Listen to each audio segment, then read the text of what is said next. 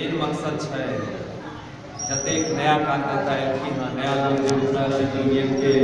जाने छथिन या मिथिला यूनियन के नाम सुनने छथिन या जते पुरान कार्यकर्ता है उनका सब में एगो समझ विकसित करे के कि हम सब की काज कह रहल छियै, चाहे वो मिथिला के मुद्दा हो, विकास के मुद्दा हो, चीनी मिल के मुद्दा हो, मिथिला यूनिवर्सिटी के मुद्दा हो, चाहे जनप्रतिनिधि के साथ मिथिला यूनियन के संवाद के मुद्दा हो। ये 4-5 गो सेशन राखल गए हम 2 घंटा का जो सेशन राखल गए हैं वो सेशन के मुख्य मकसद यह है कि मिथिला यूनियन के वो समझ विकसित कल जाए लोग में कि हम सब की चाहे छियै,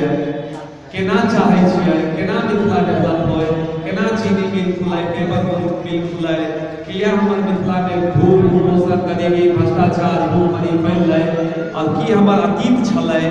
समृद्ध इतिहास छलै और की वर्तमान है, यह पर एगो समझ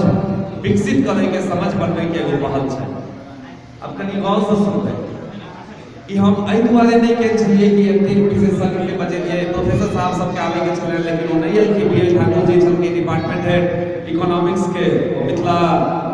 स्टेट यूनियन के काज से काफी प्रभावित छथि और चीनी मिल के आंदोलन ले कहै छथिन कि अध 700 ग्रेजुएट के बजबै लेकिन नहीं आबि पेलखिन है। हम एहि दुआरे एलिए हन ताकि अहाँ सब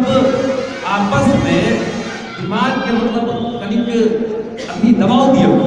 हम तो सब फांसी दे के चल गेलिए तो स्टेज से तो रोड पर हम सब बोल दै छियै, तो अहाँ सब दिमाग पे कनी दबाव दियो कि भाई चीनी मिल खुलते तो किया खुलतै, हम सब चीनी मिल के आंदोलन किया कह रहल छियै, किया हम सब कहै छै कि 5 लाख आदमी के डायरेक्ट इनकम भेटतै चीनी मिल से। और इसे विशेषज्ञ छथिन चीनी मिल के जे विशेषज्ञ छथिन, चीनी मिल केना बनलै, केना बंद भेलै, कते दिन चललै और केना खुलतै और की कैल